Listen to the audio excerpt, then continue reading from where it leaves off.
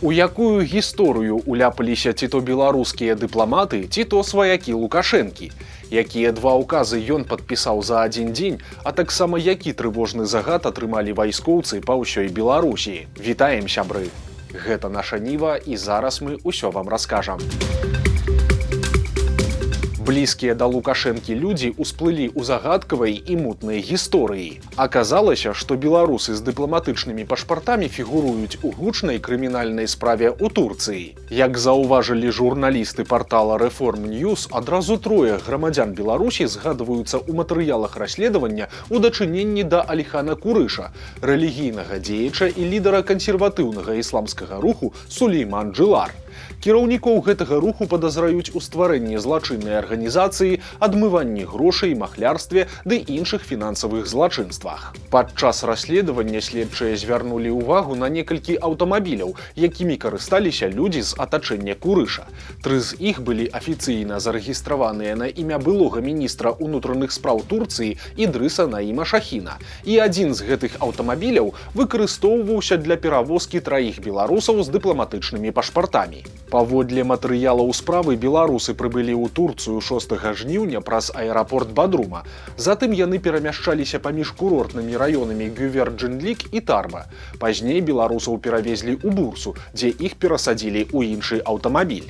Пасля гэтага ўсіх 3 даставілі ў аэрапорт, і 22 жніўня ўсе беларусы вылецелі з Турцыі ў Мінск. Таксама следчыя ўстанавілі, што 2 сім-карты, якімі меркавана карысталіся беларусы, былі актываваныя на імя Амера Юджэля, чалавека, звязанага з фігурантамі расследавання. Прычым у справе ёсць і больш стары эпізод, звязаны з тым Юджэлем і Беларусю. Яшчэ ў 2011 годзе бізнес-партнёр Юджэля паведамляў турэцкім уладам пра схему шантажу з выкарыстаннем жанчын, прывезеных з Беларусі. Паводле матэрыялаў расследавання жанчын падсылалі да патрэбных людзей і пасля іх разам таемна здымалі, а атрыманыя запісы выкарыстоўвалі для ціску і ўплыву на вынікі тэндараў. Паводле турэцкіх СМІ цяпер следства вывучае магчымую сувязь паміж гэтай старой схемай і сучаснай структурай арганізацыі, у тым ліку праз людзей і аўтамабілі, якія фігуруюць у справе. Агулам у межах гэтай крыміналкі былі затрыманыя 38 чалавек. Яшчэ 5 былі абвешчаныя ў вышук, і цяпер яны хаваюцца ад пераследу за межамі Турцыі. Ці ёсць сярод фігурантаў тыя самыя беларусы, цяпер высвятляецца, але згадкі пра іх у матэрыялах расследавання яшчэ не азначаюць, што беларускія грамадзяне з'яўляюцца падазраванымі альбо абвінавачанымі. У апублікаваных матэрыялах яны згадваюцца перад усім у сувязі з іх перамяшчэннем і транспартам, якім яны карысталіся. Цікава таксама, што імёны і прозвішчы, а таксама пасады тых беларусаў не называюцца, але ж вядома, што дыпламатычнымі пашпартамі ў Беларусі карыстаюцца не толькі супрацоўнікі Міністэрства замежных спраў. Іх таксама могуць мець спецслужбісты і людзі, звязаныя з сям'ёй Лукашэнкі. Напрыклад, даўно не сакрэт, што і жонка, і дзеці Віктара Лукашэнкі атрымалі такія дыпламатычныя пашпарты, хоць па законе і не маюць на гэта ніякага права. Таксама вядома, што менавіта Бадрум ужо не першы год з'яўляецца месцам адпачынку людзей з лукашэнкаўскага атачэння. Для паездак туды выкарыстоўваецца ў тым ліку вядомы ўрадавы бізнес-джэт, які проста гэтымі днямі зноў лятаў у Турцыю. 21 жніўня гэты самалёт знаходзіўся ў Даламане, а затым прыбыў у Бодрум, а на 24 жніўня быў запланаваны яго вылет назад у Мінск. Пакуль урадавы самалёт па невядомых прычынах знаходзіцца на турэцкіх курортах, беларускаму прэм'ер-міністру Аляксандру Турчыну давялося ляцець у камандзіроўку звычайным рэйсам. У панядзелак, 24 жніўня, чыноўнік злятаў на адзін дзень у Расію на перамовы па газе, якія прайшлі з газпрамаўскім кіраўніком Аляксеем Міллерам. Праз загадкавую занятасць дзяржаўнага бізнес-джэта ў Турцыі Турчыну і ўсёй яго дэлегацыі прыйшлося ляцець і туды, і назад шараговымі рэйсамі Белавія. Ну а Лукашенко тым часам працягвае бразгаць зброяй. Па яго асабістым даручэнні ў Беларусі пачалася праверка баяздольнасці артылерыйскіх брыгад. Адпаведнае распараджэнне дзяржаўны сакратар Рады бяспекі Аляксандр Вальфовіч ужо ўручыў міністру абароны Віктару Хрэніну. Прычым адпрацоўваць будуць у тым ліку і дамабілізаванне, і дэкамплектацыю асобных падраздзяленняў, імітуючы такім чынам сітуацыю ваеннага часу. А гэта значыць, што на вучэнні будуць прызываць людзей запасу. Акрамя таго, стартавалі вучэнні авіяцыі і сілаў супрацьпаветранай абароны. Яны працягнуцца 2 тыдні, ажно да 10 верасня, і частка манеўраў пройдзе ў Беларусі, а частка на расійскіх палігонах. Адначасова пачаліся і тактыка-спецыяльныя вучэнні з каменданцкімі воінскімі часцямі па ўсёй Беларусі. На іх служачыя вайсковых камендатур будуць вучыцца падтрымліваць парадак у выпадку вайны, а таксама трэніравацца праводзіць разведку з выкарыстаннем беспілотнікаў. Таксама прымаюць чарговага расійскага чыноўніка Лукашенка ці то з гонарам, ці то з горыччу паведаміў госцю пра свой саўдзел у вайне. Цытата: «Сёння нам даводзіцца разам з вамі быць на фронте. Нікуды ад гэтага не падзецца. Значэнне Беларусі ў сувязі з тымі падзеямі, якія адбываюцца вакол нас, узрастае. Пакуль усё ідзе нармальна. Нам удаецца тут і папярэджваць, і стрымліваць патэнцыйных нашых праціўнікаў. Скажем так, не ворагаў пакуль, а праціўнікаў. Яны разумеюць, што мы не спім тут, а калі і спім, то бачым тое, што мы павінны бачыць». Канец цытаты. 24 жніўня Лукашэнкам быў падпісаны указ аб павышэнні пенсій. Дакумент прадугледжвае, што з 1 верасня выплаты падымуць на 5%. Падвышэнне закране працоўныя пенсіі па ўзросце, за выслугу гадоў, пенсіі з прычыны інваліднасці, а таксама выплаты ў выпадку страты кармільца. Пры гэтым канкрэтны памер павелічэння для кожнага пенсіянера будзе залежаць ад яго стажу, заробку улічанага пры прызначэнні пенсіі і наяўных даплат. Адначасова з гэтым улады пахваліліся, што сярэдняя зарплата па ўсёй Беларусі вырасла да 3170 беларускіх рублёў, а ў Мінску ажно да 4116. Праўда, усё гэта лічбы да сплаты падаткаў, так што рэальны заробак будзе меншы. Калі адняць усе ўнёскі, то сярэдняя зарплата па Беларусі будзе не 3170 рублёў, а 2700. Таксама Лукашенка падпісаў указ, згодна з якім у Беларусі з'явілася новая дзяржаўная ўзнагарода. Гэта медаль пад назвай «30 год усебеларускаму народнаму сходу», і ўзнагароджваць такой цацкай будуць абсалютна ўсіх дэлегатаў усіх з'ездаў гэтага УНС. Акрамя таго, прадугледжана ўручэнне медаля і тым, хто, цытата, «унёс значны ўклад у станаўленне і развіццё інстытута народаўладдзя». Прымаць рашэнне, каму даць, а каму не, будзе асабіста і выключна Александр Лукашенко. Пад Мінскам прадаюць шыкоўны катэдж, які належыць бізнесмену, трапіўшаму ў вельмі непрыгожую гісторыю. Гіганцкі дом у так званым IT-пасёлку пад Смалявічамі мае плошчу амаль у 1000 квадратных метраў, а ўнутры знаходзяцца спа, сауны і нават хатняя кіназала. За ўсё пра ўсё прадаўцы хочуць атрымаць 4 мільёны даляраў, але ў выпадку гэтага дома самае цікавае асоба яго гаспадара. Вядома, што уладальнікам нерухомасці пад Мінскам з'яўляецца сірыец Рафат Суюфі, інфармацыі пра якога зусім няшмат.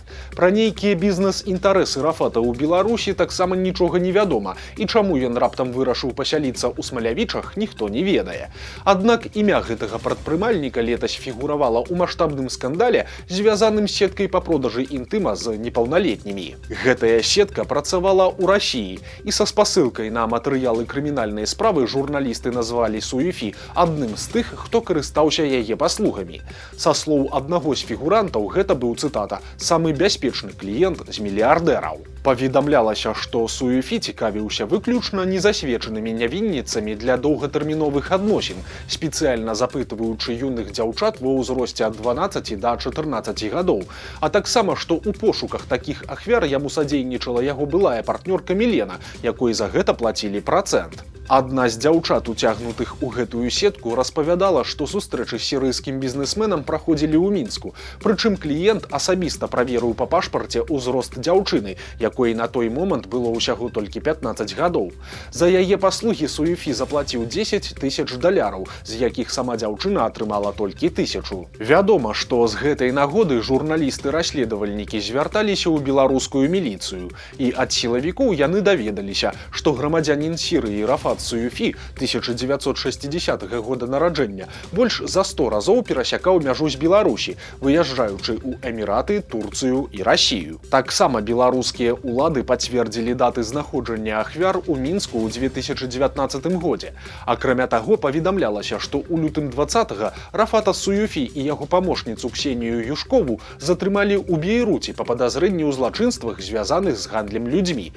Але ж падобна, што абое неяк праслізнулі міма турмы, бо па даных партала «Зеркала» ў жніўні 22-го года Рафат Суюфі спакойна лятаў з Мінска ў Маскву і Краснаярск. А гэта можа сведчыць, што на той момант ён жыў у Беларусі і знаходзіўся на волі. Аднак неўзабаве сірыец пачаў пазбаўляцца сваёй беларускай нерухомасці.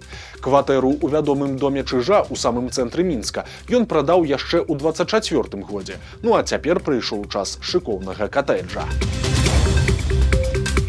Прыгоды афганскіх талібаў у Беларусі працягваюцца. Пасля свайго нашумелага візіту на слуцкі сыраробны камбінат госці наведалі жодзінскі завод «БелАЗ» і Акадэмію навук, а таксама сустрэліся з міністрам сельскай гаспадаркі Беларусі Юрыем Горлавым і намеснікам міністра прамысловасці Дзянісам Бакеем. Паведамляецца, што талібы абмеркавалі з чыноўнікамі стварэнне і развіццё сумесных прадпрыемстваў, вытворчасць і зборку сельскагаспадарчай і прамысловай тэхнікі, а таксама інвестыцыі і развіццё гандлю паміж дзвюма краінамі. Зарплата беларускага камбайнёра разарвала інтэрнэт. Апошнім часам вялікі розгалас набыў відэаролік, у якім мужчына расказвае, што за 40 дзён працы без выхадных ён атрымаў 13 000 беларускіх рублёў. Мужчына шчыра прызнаецца, што вельмі стаміўся, бо працоўны дзень у яго пачынаўся а 6 ці а 8 раніцы, а скончваўся ўжо зацемна, а перапынкі былі толькі падчас дажджу. У выніку ў каментарыях пачалося сапраўднае пекла. Нехта дзякуе аграрыю за жніво, нехта абураецца, чаму такія зарплаты толькі на сяле і толькі пры такіх нелюдскіх умовах працы. А хтосьці зайздросціць ці проста цынічна смяецца, што калі так працаваць, то да пенсіі не дажывеш. Яшчэ адзін беларус знік за мяжой. Жыхар Баранавічаў Андрэй Навумцаў разам з жонкай паляцеў адпачываць у Абхазію, дзе спыніўся ў Гагры ў гатэлі «Каліпса». Уначы 19 жніўня ён выйшаў з гатэля і больш мужчыну ніхто не бачыў. У выніку яго жонка была вымушаная вярнуцца ў Беларусь адна, а пошукамі Навумцава цяпер займаюцца мясцовая міліцыя і валанцёры. Трагікамедыя адбылася пад Гомелем. Там дачнік падаў у суд на свайго суседа праз кукарэканне пеўняў. Раз'юшаны заяўнік запатрабаваў забараніць суседу трымаць гэтых птушак, бо яны аказаліся занадта галасістымі. Мужчына нават палічыў, што ў адзін з дзён толькі за 4 гадзіны пеўні пракукарэкалі ажно 108 разоў. Спачатку дачнік прасіў разабрацца з пеўнямі міліцыю, а калі там нічым не дапамаглі, то пайшоў у суд. Праўда, да разгляду справа ў выніку не дайшла, бо сусед прыслухаўся і кудысьці прыбраў усіх крыклівых птушак. 25 жніўня амаль што забытая, але важная дата ў гісторыі нашай з вамі краіны. Роўна 35 гадоў таму Беларусь стала незалежнай. 25 жніўня 1991 года дэкларацыя аб дзяржаўным суверэнітэце Беларускай Савецкай Сацыялістычнай Рэспублікі набыла статус канстытуцыйнага закона. Тады ж на тэрыторыі нашай рэспублікі была спыненая дзейнасць камуністычнай партыі. Ну а з 19 верасня 91 года краіна стала называцца Рэспубліка Беларусь, а бел-чырвона-белы сцяг і герб пагоня сталі дзяржаўнымі сімваламі. Вось такія навіны аўторка. Падпісвайцеся на канал, стаўце лайкі альбо дызлайкі і выказвайце заўвагі ў каментарах. І, канешне, чытайце нашу Ніву, глядзіце нашу Ніву і любіце Беларусь. До сустрэчы заўтра.